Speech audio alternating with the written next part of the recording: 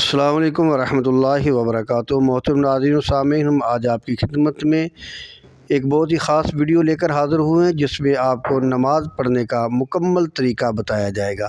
آج کی ویڈیو میں آپ ملاحظہ فرمائیں گے کہ نماز میں کیا کیا پڑھا جاتا ہے، قیام، رکوع، سجود اور قاعدہ کرنے کا طریقہ کیا ہے، تکبیر تحریمہ، قرات اور مسنون دعائیں، تمام تر احادیث مبارکہ کی روشنی میں بہت ہی تفصیلی اور بہت ہی خاص ویڈیو ہے۔ اسے ضرور ملاحظہ فرمائیں اور زیادہ سے زیادہ شیئر کریں تاکہ زیادہ سے زیادہ اہل اسلام اس سے استفادہ حاصل کر سکے۔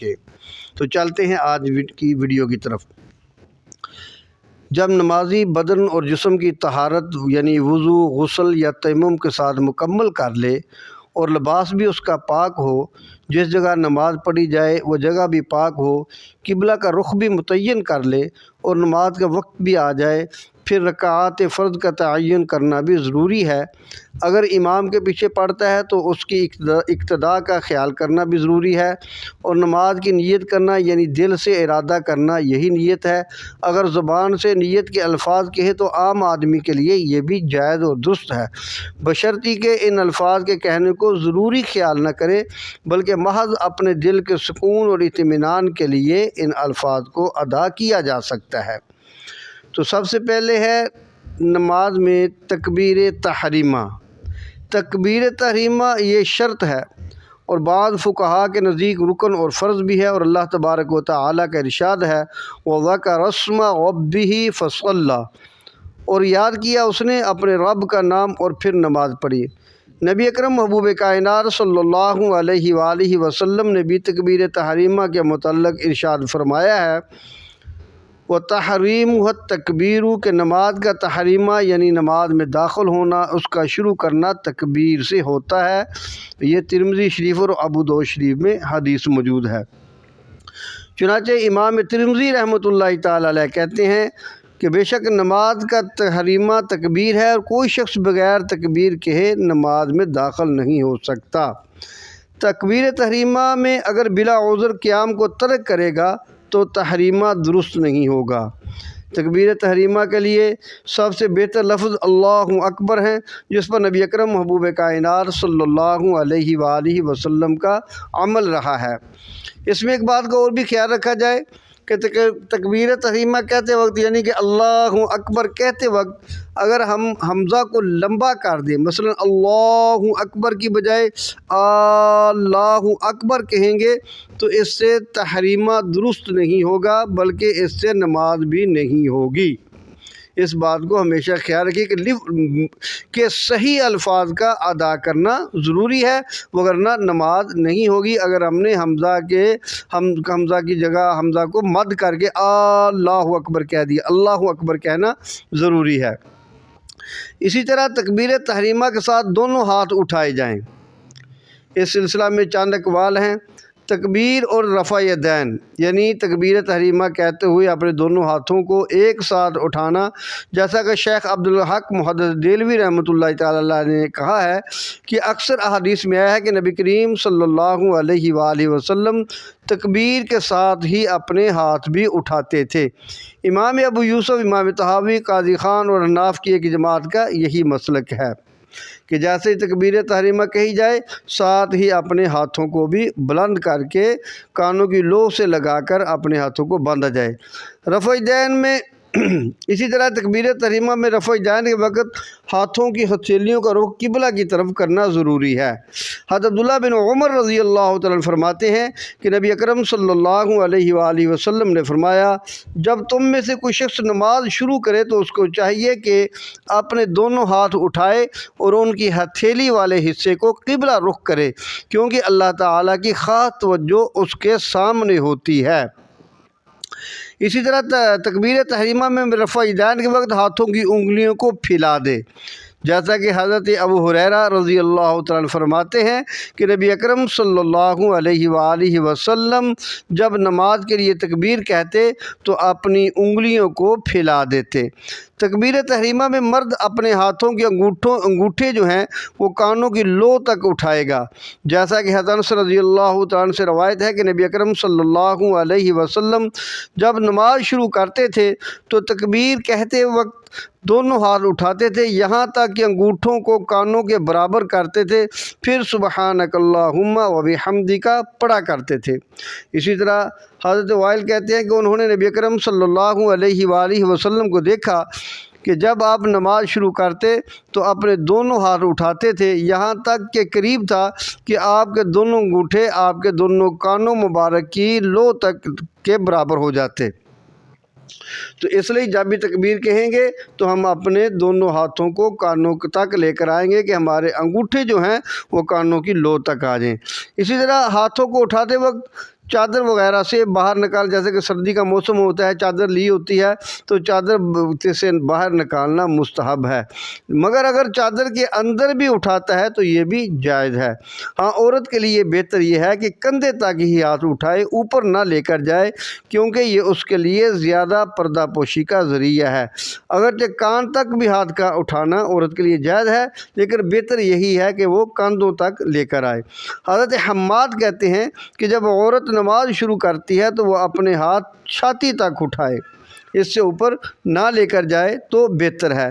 साहिब कंजुल माल है वाइल बिन हजर रज़ी अल्लाह तआला से रवायत की है कि नबी अकरम सल्लल्लाहु अलैहि वसल्लम ने फरमाया, जब तुम नमाज पढ़ो तो हाथों को कानों के बराबर उठाओ और औरत अपने हाथों को छाती के बराबर उठाए। कंजुल माल सफ़ा नंबर 307।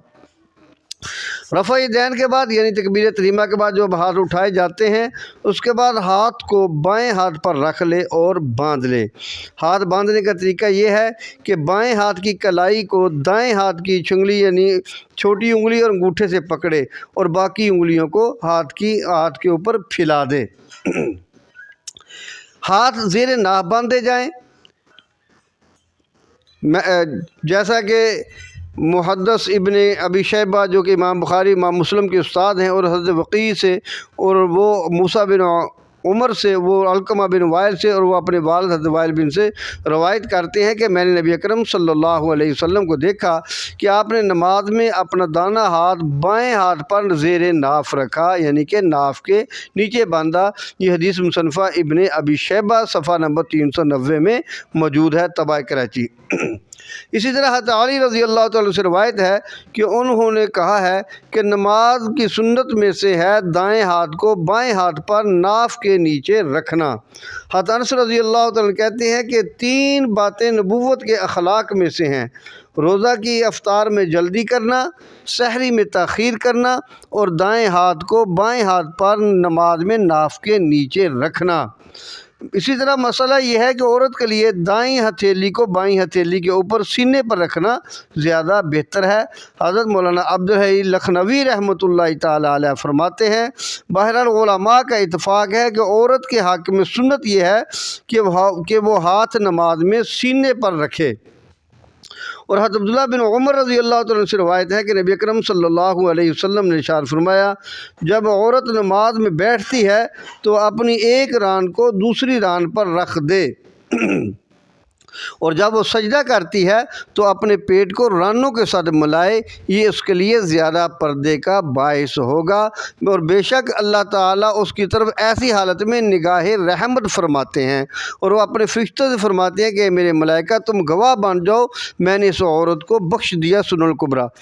इन तमाम अमूर में औरत के लिए सतर का लिहाज रखा गया है, तो ऐसे ही हाथों को कंधों तक उठाने और सीने पर रखने में भी सतर ही का ख्याल है। इसके बाद तकबीर तहरीमा के बाद सना पढ़ी जाएगी। हज़रत हकीम बिन उमैर फरमाते हैं कि नबी अकरम सल्लल्लाहु अलैहि वसल्लम ने फरमाया, जब तुम नमाज के लिए खड़े होते हो तो अपने हाथों को उठाओ, लेकिन कानों से ऊपर ना उठाओ, फिर अल्लाहु अकबर कहो और सुबहानक अल्लाहुम्मा व बिहम्दिका यानी कि सना पढ़ो। और अगर तुम सिर्फ तकबीर पर इक्तफ़ा करो तो नमाज हो जाएगी।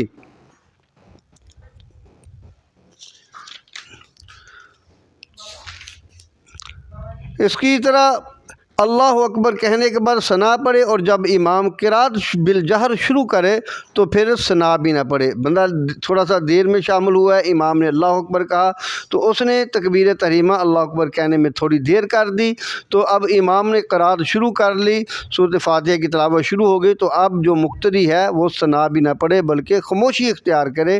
اگر اس سے پہلے مل گیا امام کے ساتھ ہی اس نے تکبیر تحریمہ کہی اور نماز شروع کر لی، تو اب وہ امام کی قرات شروع کرنے سے پہلے سبحانک اللہم و بحمدک و تبارک اسمک و تعالی جدک و لا الہ غیرک پڑھے گا۔ ثنا کے بعد تعوذ، یعنی اگر امام ہے یا منفرد ہے تو اعوذ باللہ من الشیطان الرجیم آہستہ آواز میں پڑھے، جیسا کہ احادیث میں آیا ہے۔ حضرت ابو سعید خدری رضی اللہ تعالیٰ عنہ سے روایت ہے کہ نبی اکرم صلی اللہ علیہ وسلم قرات سے پہلے اعوذ باللہ من الشیطان الرجیم پڑھتے تھے۔ اس کے بعد بسم اللہ الرحمن الرحیم پڑھے۔ امام اور منفرد دونوں آہستہ آواز سے بسم اللہ الرحمن الرحیم پڑھیں۔ بسم اللہ چونکہ سورہ فاتحہ کا جز نہیں ہے، لہذا امام اپنی قرات کو الحمد سے اونچی آواز میں شروع کرے گا۔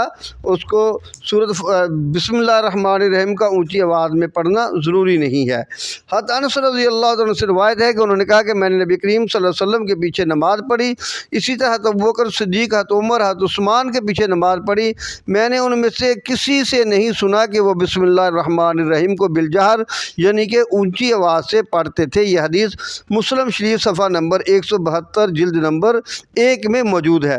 اور ایک روایت میں انس رضی اللہ عنہ سے منقول ہے کہ انہوں نے کہا کہ یہ سب بزرگ نماز کو بالجہر الحمدللہ رب العالمین سے شروع کرتے تھے، اور بسم اللہ قرات کی ابتدا میں اور آخر میں بھی نہیں ذکر کرتے تھے، یعنی جو اونچی آواز سے نہیں پڑھتے تھے۔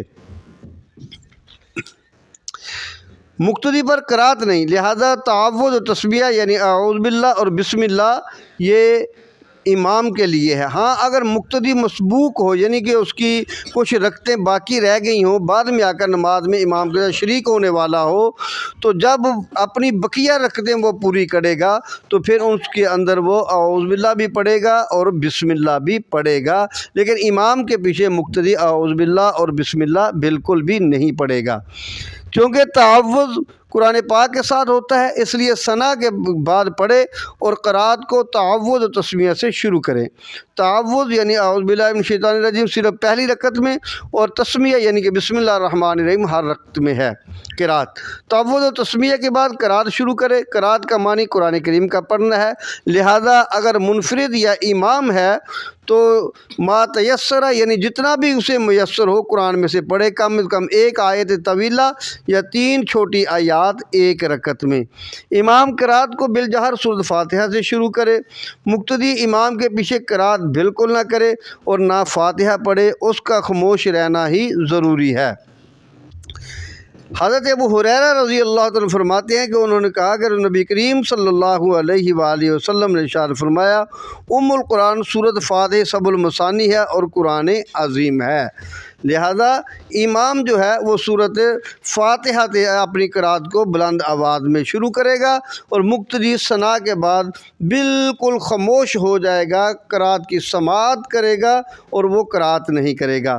اور جب سورہ فاتحہ امام پڑھ چکے تو پھر امام آہستہ آواز میں آمین کہے، غیر المغضوب علیہم ولا الضالین پہ جب امام پہنچے گا تو امام اور مقتدی دونوں آہستہ آواز میں آمین کہیں گے، جیسا کہ ہدایہ صفحہ نمبر 68 میں جلد نمبر 1 میں موجود ہے۔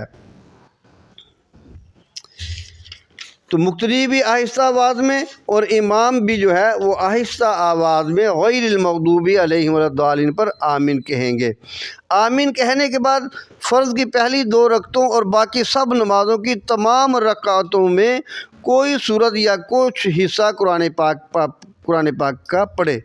جب قرات ختم کر لے تو پھر تکبیر تحریمہ کہہ کر رکوع کرے۔ حضرت ابو ہریرہ سے روایت ہے کہ نبی اکرم صلی اللہ علیہ وآلہ وسلم جب نماز کے لیے کھڑے ہوتے تھے تو تکبیر کہتے تھے، پھر جب رکوع کرتے تھے تو تکبیر کہتے تھے۔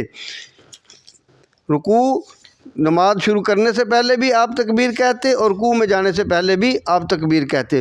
رکوع کرنے کی کیفیت یہ ہے کہ رکوع میں دونوں ہاتھوں سے گھٹنوں کو پکڑے اور انگلیوں کو کھول دیں، ہلکا بنا کر اپنے گھٹنے جو ہے دونوں ہاتھوں سے پکڑ لے اور انگلیوں کھولا۔ انس رضی اللہ تعالیٰ عنہ فرماتے ہیں کہ نبی اکرم صلی اللہ علیہ وسلم نے فرمایا، اے بیٹے، جب تم رکوع کرو تو اپنے دونوں ہاتھ گھٹنوں پر رکھو اور انگلیوں کو کھول دو اور اپنے ہاتھوں کو پہلوؤں سے دور رکھو، یعنی کہ اپنی جو کونیاں ہیں وہ اپنے پہلوؤں سے نہیں ملانی بلکہ ان کو جدا رکھنا ہے۔ رکوع و سجود جو ہے یہ صحیح شکل میں ادا کرنا چاہیے۔ حضرت انس بن مالک رضی اللہ تعالیٰ عنہ فرماتے ہیں کہ نبی اکرم صلی اللہ علیہ وآلہ وسلم نے ارشاد فرمایا، رکوع میں اعتدال سے رہو اور سجدہ کے وقت تم میں سے کوئی شخص اپنے بازوؤں کو اس طرح نہ پھیلائے جس طرح کتا پھیلاتا ہے، یعنی سارے بازوؤں کو زمین پر نہ ٹکائے، ہاتھ زمین پر ہو اور بازو جو ہے پیچھے سے اٹھا ہوا ہو۔ رکوع کی حالت میں پوچھ سیدھی رکھنا ضروری ہے۔ اور حضرت ابو مسعود انصاری رضی اللہ تعالیٰ عنہ فرماتے ہیں کہ نبی اکرم صلی اللہ علیہ وآلہ وسلم نے فرمایا، اس شخص کی نماز درست نہیں ہے جو اپنی پشت کو رکوع اور سجدہ میں سیدھا نہیں رکھتا۔ رکوع میں سر کو پشت کے بالکل برابر رکھنا چاہیے، نہ سر نیچے کی طرف جھکا ہوا ہو نہ اوپر کی طرف اٹھا ہوا ہو، بلکہ بالکل سر جو ہے وہ پشت کے برابر ہونا چاہیے۔ رکوع کی حالت میں نگاہ جو ہے وہ سجدہ کی حالت میں ہو، جیسا کہ حضرت انس رضی اللہ عنہ فرماتے ہیں کہ نبی اکرم صلی اللہ علیہ وآلہ وسلم نے فرمایا، اے انس، اپنی نگاہ کو اس جگہ رکھو جہاں سجدہ کرتے ہو۔ رکوع و سجود میں نقصان کرنے والا بدترین قسم کا چور ہے۔ حضرت عثمان بن مرہ کہتے ہیں کہ رسول اللہ صلی اللہ علیہ وسلم نے فرمایا، تم لوگ شرابی، زانی، چور کے بارے میں کیا کہتے ہو؟ یہ اس وقت کی بات ہے جب کہ ان کے جرائم کے بارے میں حدود نہیں نازل ہوئی تھی۔ لوگوں نے عرض کیا، اللہ اور اس کے رسول ہی بہتر جانتے ہیں۔ تو آپ صلی اللہ علیہ وسلم نے فرمایا کہ یہ فحش ہیں، یعنی بری قسم کے یہ گناہ ہیں اور ان میں سزا ہے، لیکن سب سے بری چوری وہ ہے جو شخص اپنی نماز میں چوری کرتا ہے۔ لوگوں نے عرض کیا، یا رسول اللہ، نماز میں کس طرح چوری ہوتی ہے؟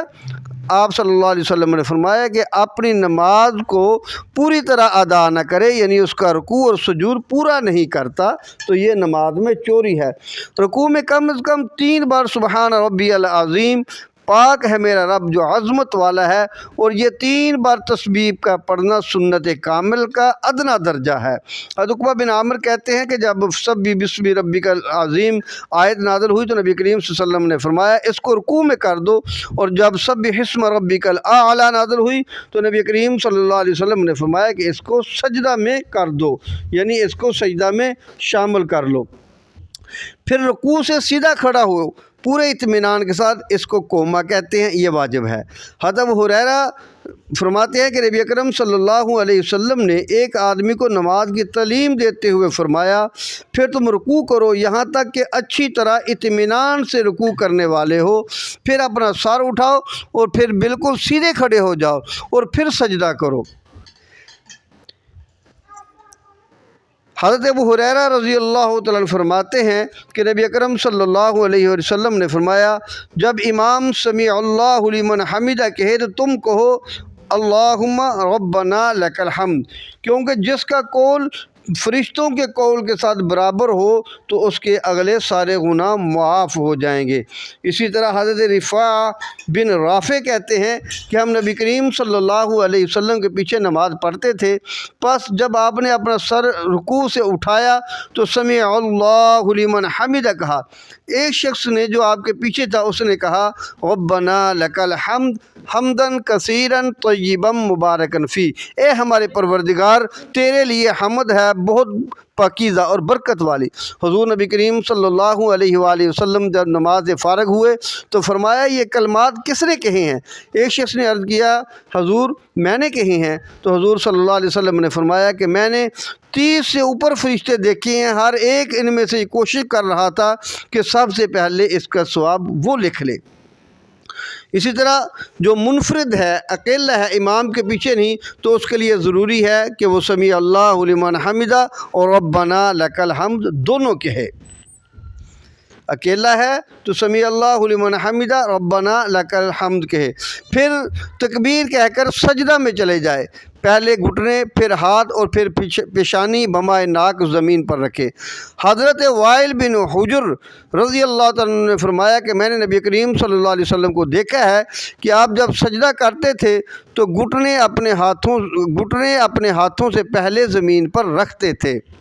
سجدہ کرتے وقت 7 اعضاء کو زمین پر ٹکائے، دونوں گھٹنے، دونوں ہاتھ، دونوں پاؤں اور پیشانی بمائے ناک۔ حضرت عبداللہ بن عباس رضی اللہ تعالیٰ عنہ فرماتے ہیں کہ نبی اکرم صلی اللہ علیہ وآلہ وسلم نے فرمایا، مجھے حکم دیا گیا ہے کہ میں 7 اعضاء 7 ہڈیوں پر سجدہ کروں، پیشانی بمائے ناک، 2 ہاتھ، 2 گھٹنے، 2 پاؤں، اور یہ بھی حکم ہے کہ ہم نماز میں کپڑوں اور بالوں کو نہ سمیٹا کریں، پیشانی اور ناک کو دونوں ہاتھوں کے درمیان رکھیں۔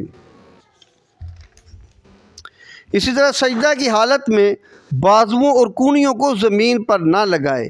حضرت براء بن عازب رضی اللہ تعالیٰ عنہ فرماتے ہیں کہ نبی اکرم صلی اللہ علیہ وسلم نے فرمایا، جب تم سجدہ کرو تو اپنے ہاتھوں کو نیچے زمین پر رکھو اور کونیوں کو اوپر اٹھا لو، یعنی کونیاں جو ہے وہ نیچے زمین پر نہ لگیں بلکہ ان کو اوپر اٹھا لیا جائے، اور سجدہ کی حالت میں انگلیوں کا رخ قبلہ کی طرف کرے۔ حضرت ابو حمید الساعدی رضی اللہ عنہ فرماتے ہیں کہ انہوں نے کہا کہ میں نے رسول اللہ صلی اللہ علیہ وسلم کو دیکھا، جب آپ سجدہ کرتے تو اپنے ہاتھ رکھتے تھے، انگلیوں کو پھیلا کر نہیں رکھتے تھے اور نہ سکیڑ کر رکھتے تھے، اور آپ اپنے پاؤں کی انگلیوں کا رخ بھی قبلہ کی طرف کرتے تھے۔ بازوؤں کو پہلوؤں سے دور رکھے اور سر کو رانوں سے دور رکھے۔ اس بات کا بھی خیال رکھا جائے، بازوؤں کو اپنے پہلوؤں کے ساتھ چمیٹ کر نہیں رکھنا بلکہ دور رکھنا ہے، اور سر کو بھی رانوں کے اندر نہیں رکھنا بلکہ ان سے دور رکھنا ہے۔ حضرت عامر بن حارث رضی اللہ تعالیٰ عنہ کہتے ہیں کہ رسول اللہ صلی اللہ علیہ وسلم جب سجدہ کرتے تو اپنے بازوؤں کو بغلوں سے دور ہٹا کر رکھتے تھے، یہاں تک کہ آپ کے بغل مبارک کی سفیدی ہمیں نظر آتی تھی۔ رکوع اور سجدہ میں پشت کو سیدھا رکھے۔ رکوع اور سجود ٹھیک طریقے سے اطمینان کے ساتھ ادا کرنے چاہیے، اس میں کسی بھی قسم کی جلدی کرنے کی ضرورت نہیں ہے۔ اسی طرح امام ابو حنیفہ رحمۃ اللہ تعالیٰ علیہ کے نزدیک پیشانی اور ناک دونوں پر سجدہ کرنا فرض ہے، مگر اگر کوئی ایسا مسئلہ ہے کہ عذر ہے تو پھر ایک چیز پر بھی سجدہ کیا جا سکتا ہے۔ بلا عذر صرف ناک پر سجدہ کرنے سے نماز ادا نہ ہوگی، اور پیشانی پر سجدہ کرنے پر مکروہ تحریمی ہے۔ اگر پیشانی اور ناک دونوں زخمی ہیں تو ایسا شخص جو ہے وہ سجدہ جو ہے وہ اشارے سے ادا کرے۔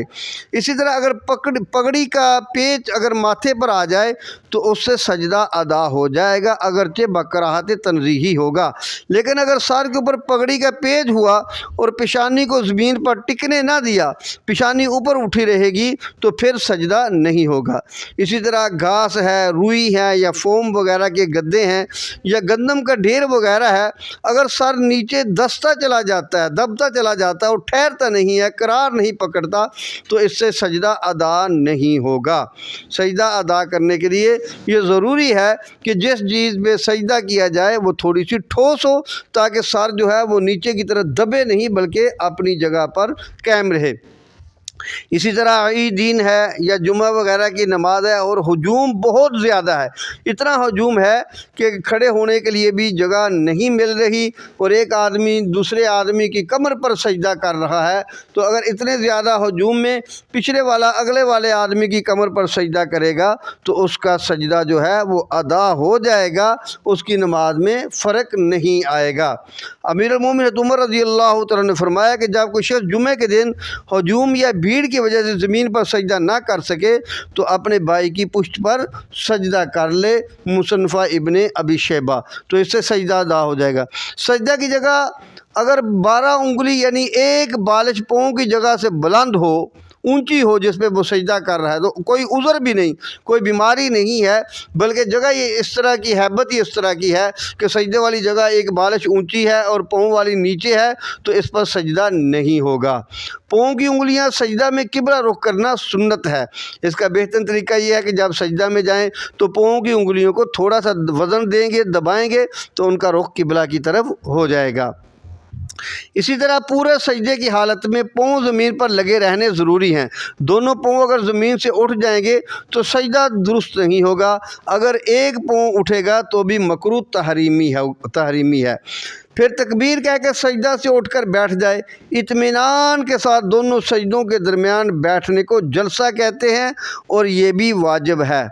حضرت ام المومنین عائشہ صدیقہ رضی اللہ تعالیٰ عنہ سے روایت ہے کہ نبی کریم صلی اللہ علیہ وسلم جب سر مبارک رکوع سے اٹھاتے تھے تو سجدہ نہیں کرتے تھے یہاں تک کہ سیدھے کھڑے ہو جائیں، اور جب اپنا سر سجدہ سے اٹھاتے تھے تو دوسرا سجدہ نہیں کرتے تھے جب تک کہ سیدھے بیٹھ نہ جائیں۔ اور آپ صلی اللہ علیہ وسلم فرماتے تھے کہ ہر رکعت کے بعد تشہد ہے اور ہر 2 رکعت کے بعد تشہد ہے، اور نبی کریم صلی اللہ علیہ وسلم اپنا بایاں پاؤں نیچے بچھاتے تھے اور دائیں پاؤں کو کھڑا کرتے تھے۔ اسی طرح حضرت عبداللہ ابن عباس رضی اللہ تعالیٰ فرماتے ہیں کہ نبی کریم صلی اللہ علیہ وسلم جب سجدہ فرماتے تھے دونوں سجدوں کے درمیان آپ صلی اللہ علیہ وسلم یہ دعا پڑھتے تھے، اللہم اغفر لی ورحمنی ورفعنی واجبرنی وعافنی واہدنی وارزقنی۔ آپ صلی اللہ علیہ وسلم کا معمول تھا کہ آپ صلی اللہ علیہ وسلم یہ دعا پڑھتے تھے، تو یہ دعا ہمیں بھی یاد کرنی چاہیے اور ہمیں بھی پڑھنی چاہیے۔ بہت ہی پیاری دعا ہے۔ اے اللہ میری لغزشیں معاف فرما دے اور مجھ پر رحم فرما اور مجھے بلند کر اور میری کمزوری دور فرما، مجھے عافیت عطا فرما، مجھے ہدایت عطا فرما اور مجھے روزی عطا فرما۔ اللہم اغفر لی ورحمنی ورفعنی واجبرنی وعافنی واہدنی وارزقنی۔ بہت ہی خوبصورت اور جامع دعا ہے۔ پھر تکبیر کہہ کر دوسرا سجدہ بھی پہلے سجدہ کی طرح کرے۔ دونوں سجدے کرنا فرض ہیں۔ جلسہ اگر اچھی طرح نہ کیا جائے، یعنی دونوں سجدوں کے درمیان اچھی طرح نہ بیٹھا جائے تو 2 سجدے ادا نہیں ہوں۔ مثلا ایک سجدہ کیا اور ابھی اللہ اکبر کہا ہی تھا تو دوسرے سجدے میں چلے گئے تو اس سے پہلا سجدہ ادا نہیں ہوگا۔ کم از کم اتنا بیٹھنا ضروری ہے جتنے میں ایک مرتبہ سبحان ربی الاعلیٰ کہا جاتا ہے۔ سجدہ اول سجدہ جو بندہ کرتا ہے اس میں اپنی ذات اور جان کو بارگاہ الہی میں پیش کرنے کی تعمیل میں ہے، اور دوسرا سجدہ اپنے مال اور متعلقین کو بارگاہ الہی میں پیش کرنے کی تعمیل ہے۔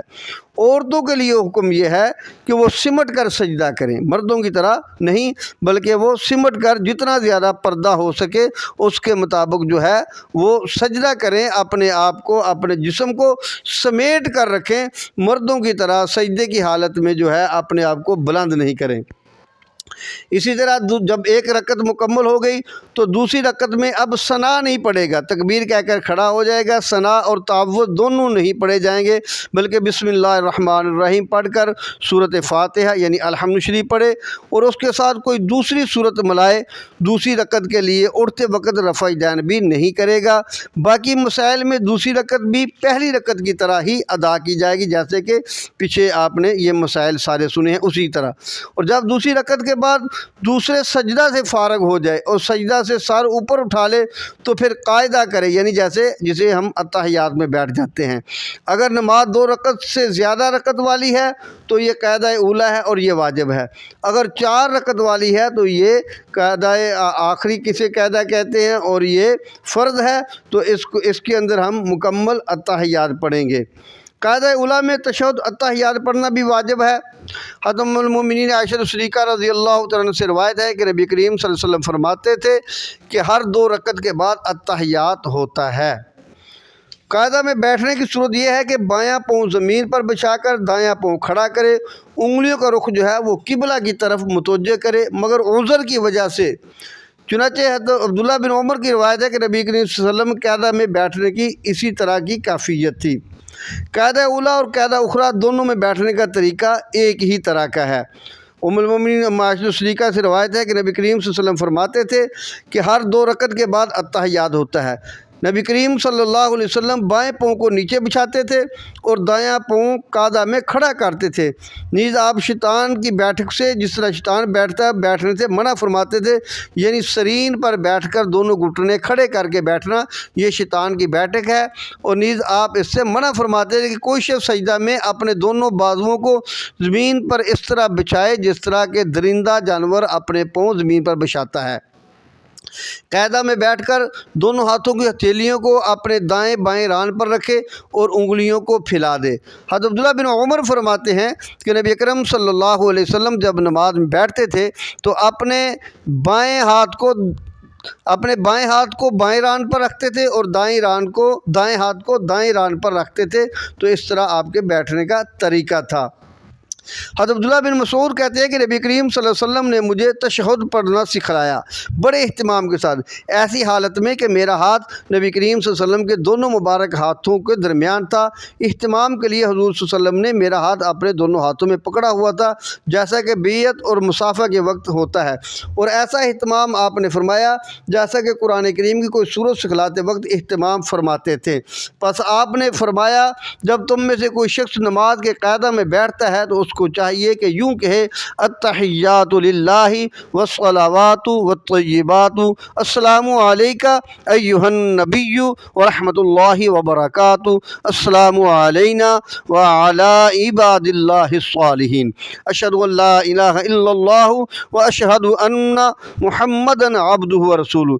ये हदीस मुबारक मुस्लिम शरीफ सफ़ा नंबर 174 जिल्द नंबर 1 और बुखारी शरीफ सफ़ा नंबर 226 जिल्द नंबर 2 और तिरमिज़ी सफ़ा नंबर 68 में मौजूद है कि नबी करीम सल्लल्लाहु अलैहि वसल्लम ने हज़रत अब्दुल्ला बिन मसूद रज़ी अल्लाह तआला अन्हु फरमाते हैं कि मुझे नमाज में बड़े अहतमाम के साथ मेरा हाथ अपने हाथ में पकड़कर इस तरह अत्तहियात पढ़ने का तरीका मुझे आका अलैहिस्सलातु वस्सलाम ने सिखाया और बताया।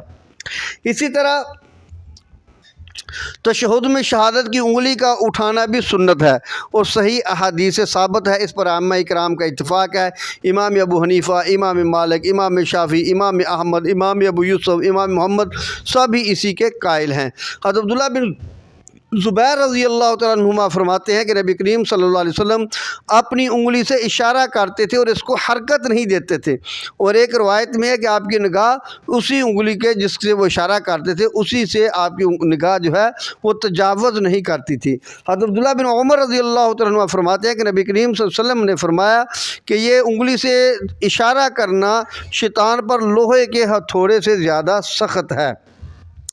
जब आप तशहुद में बैठते हैं तो लफ्ज़ ला पर अपनी उंगली को उठाया जाएगा, ला इलाहा इस पर उंगली को उठाया जाएगा और इल्लल्लाह पर नीचे रखा जाएगा।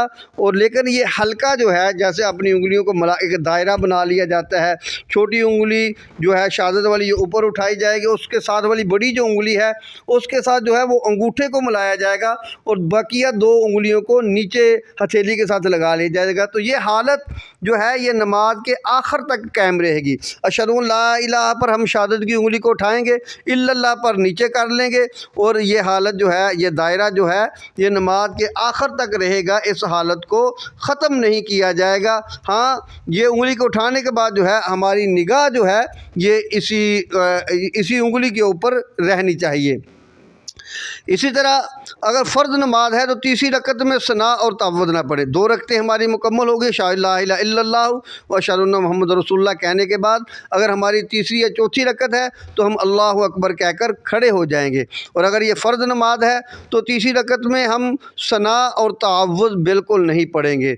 तीसरी और चौथी रकत में सूरत फ़ातिहा हम फ़र्ज़ नमाज के अंदर पढ़ेंगे, ये एक सुन्नत अमल है। लेकिन तीसरी और चौथी रकत में सूरत फ़ातिहा के बाद फ़र्ज़ों में हम कोई भी दूसरी सूरत नहीं मिलाएंगे, बल्कि गैरिल मग़दूबि अलैहिम वलद्दालिन आमीन कहकर हम अल्लाह अकबर कह के रुकू के अंदर चले जाएंगे। फ़राइज़ की आखिरी दो रकतों में अगर हम सूरत फ़ातिहा का अगर कोई बंदा नहीं भी पढ़ता, खामोश रहता है या उसकी जगह पे सिर्फ सुबहान अल्लाह ही कहता है तो वो भी उसकी नमाज जो है वो दुरुस्त हो जाएगी, कोई कमी नहीं आएगा। इसी तरह वितर और सुन्नत और मुअक्किदा और नवाफिल की तमाम रकात में सुन्नतें हों وطر ہوں یا نوافل کی کوئی بھی نماز ہو، نوافل کی تمام رکعتوں میں سورۃ فاتحہ اور اس کے ساتھ دوسری سورت کا ملانا ضروری ہے۔ فرض کی صرف پہلی 2 رکعتوں میں سورۃ فاتحہ کے بعد سورت ملائی جائے گی، لیکن بقیہ جو نمازیں ہیں، سنتیں ہیں، وطر ہیں، نوافل ہیں، ان کی ہر رکعت میں جو ہے سورت کے بعد سورت جو ہے وہ ملائی جائے گی۔ 2 رکعت والی نماز میں دوسری اور 3 والی میں تیسری اور 4 والی میں چوتھی رکعت پورا کرنے کے بعد قاعدہ اخیرہ کرے۔ یہ قاعدہ، یہی تشہد میں دوسرا تشہد میں بیٹھنا امام اعظم امام ابو حنیفہ رحمۃ اللہ تعالیٰ علیہ کے نزدیک فرض ہے، اور اس میں بھی تشہد کا پڑھنا واجب ہے، جیسا کہ ارکان صلاۃ، واجبات صلاۃ مختلف کتب کے اندر اس کا حوالہ موجود ہے۔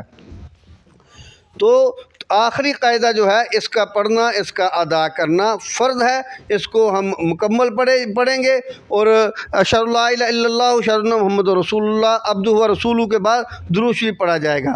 جیسا کہ عبد الرحمن بن ابی لعلہ کہتے ہیں کہ مجھے کعب بن عجرہ رضی اللہ تعالیٰ عنہ ملے، انہوں نے کہا کہ میں تمہیں ایک ہدیہ نہ دوں جو میں نے نبی کریم صلی اللہ علیہ وسلم کی زبان مبارک سے سنا ہے؟ میں نے کہا ضرور دیں۔ تو انہوں نے کہا کہ ہم نے نبی کریم صلی اللہ علیہ وسلم سے دریافت کیا کہ حضرت آپ اور آپ کے اہل بیت پر کس طرح درود بھیجیں، تو کیونکہ سلام کا طریقہ تو ہم کو معلوم ہو گیا، السلام علیکم ایھا النبی ورحمۃ اللہ وبرکاتہ، تو آپ صلی اللہ علیہ وسلم نے فرمایا اس طرح کہو، اللہم صلی علی محمد وعلی آل محمد کما صلیت علی ابراہیم وعلی آل ابراہیم انک حمید مجید، اللہم بارک علی محمد وعلی آل محمد کما بارکت علی ابراہیم وعلی آل ابراہیم انک حمید مجید۔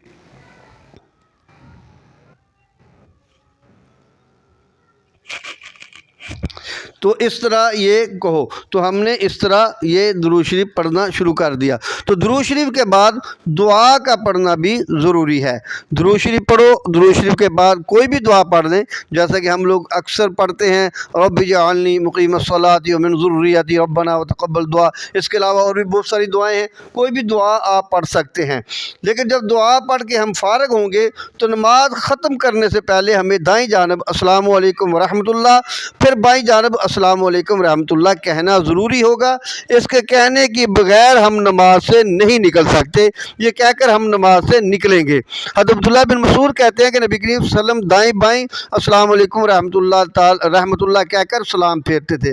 اگر بغیر لفظ سلام کہے کوئی شخص نماز سے اٹھ کر چلا گیا تو اس کی نماز نہیں ہوگی، اس کو نماز دوبارہ ادا کرنا پڑے گی۔ اس میں ایک مسئلہ اور بھی ہے کہ سلام کے وقت مقتدیوں کی نیت، امام جو ہے وہ مقتدیوں کی نیت کرے گا، جو دائیں جانب والے ہیں، جو بائیں جانب والے ہیں، اور ساتھ جو فرشتے ہیں کرام کاتبین اور دوسرے فرشتے، ان کی نیت کر کے سلام پھیرے گا السلام علیکم ورحمۃ اللہ وبرکاتہ۔ اس طرح مقتدی جو ہے اپنے دائیں بائیں اور آگے جو امام ہے اس کی نیت کر کے السلام علیکم ورحمۃ اللہ کہیں گے، السلام علیکم ورحمۃ اللہ کہیں گے، دائیں طرف بھی اور بائیں طرف بھی۔ امام کا سلام پھیرنے کے بعد مقتدیوں کی طرف رخ کرنا بھی مستحب ہے۔ سمرہ فرماتے ہیں کہ نبی کریم صلی اللہ علیہ وسلم سلام پھیر کر ہماری طرف رخ مبارک کرتے تھے۔ امام کے لیے مقتدیوں کی طرف دائیں بائیں جس طرف سے چاہے وہ اپنا رخ پھیر سکتا ہے، یہ کوئی ضروری نہیں کہ صرف دائیں طرف سے پھیرے، بائیں طرف سے بھی پھیرا جا سکتا ہے۔ نماز کے بعد دعائے مسنون دعا جو ہے مانگنا، یہ بھی سنت عمل ہے اور مستحب ہے۔ حضرت ابو امامہ نے کہا کہ نبی کریم صلی اللہ علیہ وسلم کے سامنے عرض کیا گیا، حضرت کون سی دعا زیادہ سنی جاتی ہے اللہ تعالیٰ کی بارگاہ میں؟ تو آپ صلی اللہ علیہ وسلم نے فرمایا وہ دعا زیادہ مقبول ہوتی ہے جو رات کے آخری حصے میں کی جائے، اور وہ دعا جو فرض نماز کے بعد مانگی جاتی ہے۔ ام المومنین ام سلمہ سے روایت ہے کہ نبی کریم صلی اللہ علیہ وسلم نے فرمایا جب صبح کی نماز پڑھ کر آپ صلی اللہ علیہ وسلم جب صبح کی نماز پڑھ کر سلام پھیرتے تھے تو یوں دعا کرتے تھے، اللہم انی اسألک علما نافعا ورزقا واسعا وعملا متقبلا۔ تو دعا میں ہاتھ کا اٹھانا بھی مستحب عمل ہے۔ حضرت سلمان فارسی فرماتے ہیں کہ نبی کریم صلی اللہ علیہ وسلم نے فرمایا بے شک اللہ تعالیٰ شرماتا ہے اس بات سے کہ بندہ اس کے سامنے دعا کے لیے ہاتھ اٹھائے اور اللہ ان ہاتھوں کو خالی اور ناکام لٹا دے۔ تو محترم ناظرین سامعین، بہت ہی خاص ویڈیو آپ کے لیے ایک علمی ذخیرے کے ساتھ احادیث مبارکہ کی روشنی میں لے کر حاضر ہوا ہوں۔ اس کو ضرور سماعت فرمائیں اور زیادہ سے زیادہ شیئر کریں تاکہ زیادہ سے زیادہ امت مسلمہ کے افراد اس سے استفادہ حاصل کر سکیں۔ اور میں اپنے دوستوں سے ملتمس ہوں جو نئے ہیں، جنہوں نے ہمارے چینل چینل کو سبسکرائب نہیں کیا وہ ہمارے چینل کو سبسکرائب بھی کریں اور بیل کے بٹن کو بھی پریس کر دیں تاکہ ہر آنے والی مفید ویڈیو بآسانی آپ تک پہنچ سکے۔ ملتے ہیں جلد ہی ایک نئی ویڈیو کے ساتھ، تب تک کے لیے اجازت دیجیے۔ السلام علیکم ورحمۃ اللہ وبرکاتہ۔